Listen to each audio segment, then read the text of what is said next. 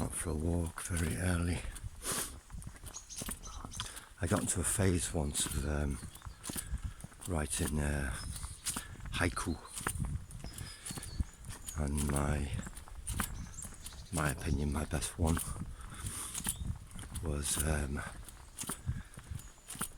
life came like a breeze, raged like the wildest of storms, and left with no trace.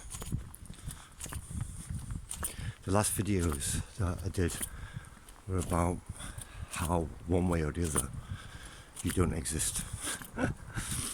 So either you're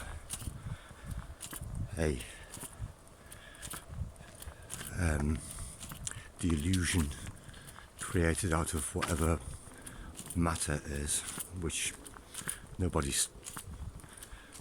can still explain to me,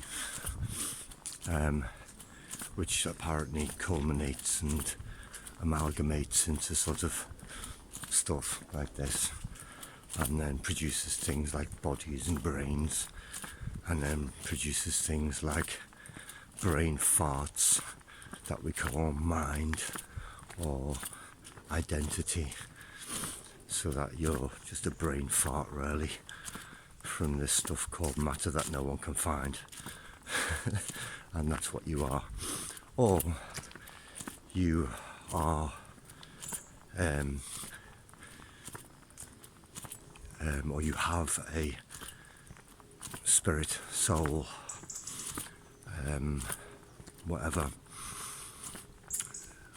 that is actually part of the greater consciousness, and it just thinks that it's separated, in which case you're the greater consciousness and not you, so there never was a you. Either way, there never was a you. This thing that you're experiencing now called your personality, but I am this, and I am this, and I am born this, and I have this name. No, that's true. So, leaves you with a bit of a problem on how to get through life then, if you sort of think that heavily about who you are and what you're doing and all the rest. And some people just say, just ignore it and get on with it, and when you die, you die. That's fair enough. Live your life, rage like the wildest of storms, and then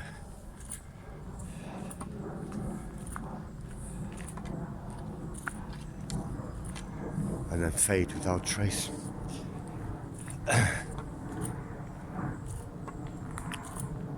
But then life can be wild and, a roller coaster.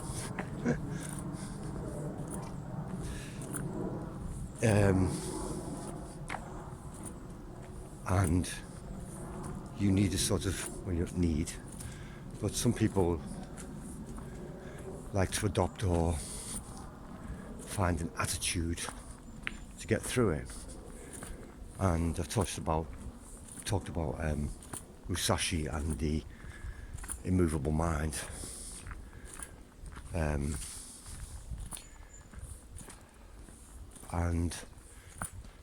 that's a useful attitude to take, to sort of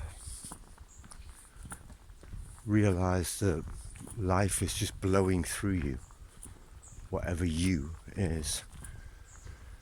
The experience of being and everything that happens in life is just flowing through you. This process is going on, and like continuous waves in an ocean, they just flow through you.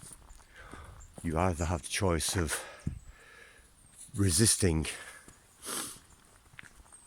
being buffeted by the waves. If you stand in the sea like King Canute, demanding that the waves turn back, they'll just buffer you and knock you over. Whereas if you have the realization, there is no me here to knock over, there never was, then the thing standing in the sea then has no substance, and the waves will just go through it. That doesn't mean don't live a life. It doesn't mean don't experience things. It doesn't mean don't have joy. But it does mean take up the position where you are more an observer to life as opposed to the thing experiencing it. And with the assurance in the back of your mind that in either of these cases there was never a you, and so, or not the thing you define as you, and so, well, certainly in the case of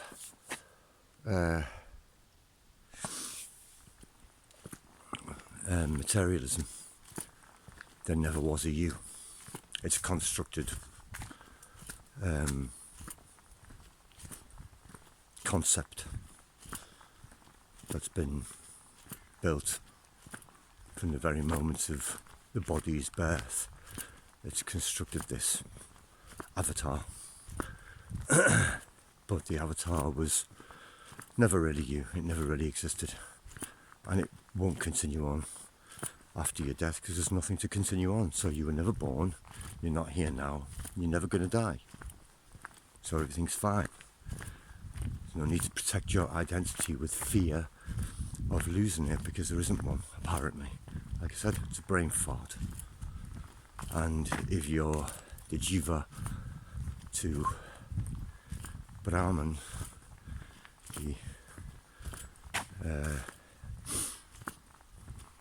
isolated, or apparently isolated little bit of consciousness that's separated itself, or thinks it's separated itself from the greater consciousness, then you were never anything but the greater consciousness. Therefore there is no you. There never was. There never will be. You lived forever before, and you will live forever afterwards. So it's like more letting go, allowing life to happen, observing life happening, instead of being in the game and embroiled and emotionally invested in every single thing that happens in my life because it's all so important. You can take the attitude of, all right, no, it's not that important, and whether it's important or not, it's going to go. And so I can do the things I do, enjoy the things I enjoy, but take a back seat often and just observe as it passes through you, as opposed to being in the driver's seat panicking about what's going on the road. You can take a back seat and recognize and remember that there's nobody in the car and you're not traveling anywhere, and there's no destination, and you didn't actually get in at any point. So you can make life a lot easier for yourself. It's sort of like Musashi's Immovable Mind, where once you realize I am already dead, what's the threat exactly? Is there one anymore? I don't think there is. And it allows you to relax a bit more in life. Because that's the way it is. Life comes like a breeze, rages like the wildest of storms, and leaves without a trace. And whether you find that sad or a relief or depressing, that is the way it is. So maybe just accepting that and not getting embroiled in the brain fart too much is the safest way of dealing with it all. Or one of the safest ways. many ways to deal with it, many attitudes to take. Anyway, have a lovely Sunday. Be nice where you can, and enjoy the ride.